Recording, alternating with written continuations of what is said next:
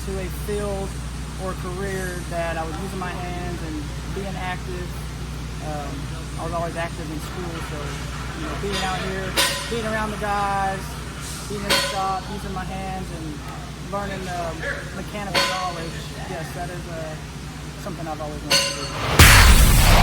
So this is the beginning of the process of start production. Okay. So everything begins being decided.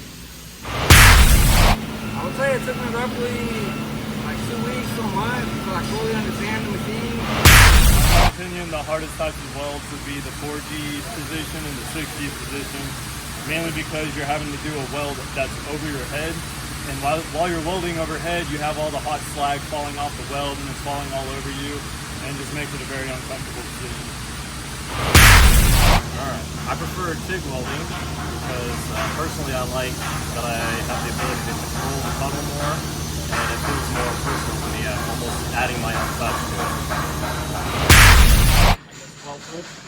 I think the fastest we ever built a skid was about a week, like 4 or 5 days.